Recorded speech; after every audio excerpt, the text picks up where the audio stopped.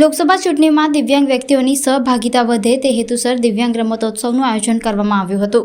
જિલ્લા ચૂંટણી અધિકારી સહ કલેક્ટર વડોદરાના માર્ગદર્શન હેઠળ લોકસભા સામાન્ય ચૂંટણી 2024 અંતર્ગત સ્વીપ એક્ટિવિટી અન્વયે દિવ્યાંગ વ્યક્તિઓની સહભાગિતા વધે તે હેતુસર દિવ્યાંગ રમતોત્સવનું સમાજ સુરક્ષા સંકુલ પેન્શનપુરા નિઝામપુરા રોડ વડોદરા ખાતે આયોજન કરવામાં આવ્યું હતું। દિવ્યાંગ રમતોત્સવમાં વડોદરા જિલ્લા કલેક્ટર બી એ શાહ, ડીડીઓ મમતા હિરપરા, સ્વીપના કોઓર્ડિનેટર ડોક્ટર સુધીર શાહ ઉપસ્થિત રહ્યા હતા।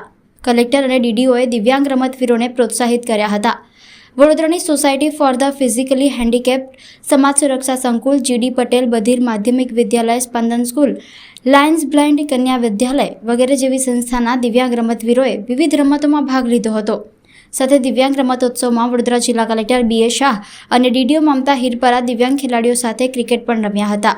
વડોદરા જિલ્લાના તમામ દિવ્યાંગોને મતદાન માટે અપીલ કરવામાં આવી હતી। આજ રોજ સમાજ સુરક્ષા સંકુલ ખાતે જે દિવ્યાંગ મતદારો છે તેમને પ્રોત્સાહિત કરવાના હેતુથી વિવિધ સ્પર્ધાઓનું ગેમ્સનું આયોજન કરવામાં આવ્યું હતું, જેમાં ક્રિકેટ છે, ફૂટબોલ છે, દોડની સ્પર્ધા છે, ગોળા ફેંક છે જેવી વિવિધ સ્પર્ધાઓનું આયોજન કરવામાં આવ્યું હતું।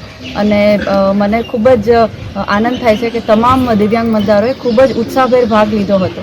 આજ રોજ આગામી લોકસભાની જે સામાન્ય ચૂંટણી છે એના ભાગરૂપે અને જે સ્વીપ કાર્યક્રમ, જે મતદારની જાગૃતિ માટે અને અવેરનેસ માટે જે કાર્યક્રમ છે એમાં ભારતના નામદાર ચૂંટણી પંચનું એક જે થીમ છે ઇલેક્શન માટે, ઇન્ક્લુઝિવ ઇલેક્શન, એટલે કે સમાજના સર્વ જાતિ, જ્ઞાતિ, ધર્મ અને ખાસ કરીને જે દિવ્યાંગ મતદારો છે એ પણ આ ચૂંટણીમાં ઉત્સાહપૂર્વક ભાગ લે અને ઉત્સાહપૂર્વક 100% મતદાન કરે, એના માટે એક જાગૃતિ માટે અને પ્રોત્સાહન આપવા માટે જિલ્લા વહીવટીતંત્ર, જિલ્લા ચૂંટણી તંત્ર અને દીપક ફાઉન્ડેશન અને અન્ય સંસ્થાઓના સહયોગથી અહીંયા વિવિધ સ્પર્ધાઓનું જે દિવ્યાંગ મતદારો છે એના માટે આયોજન કરવામાં આવેલ છે।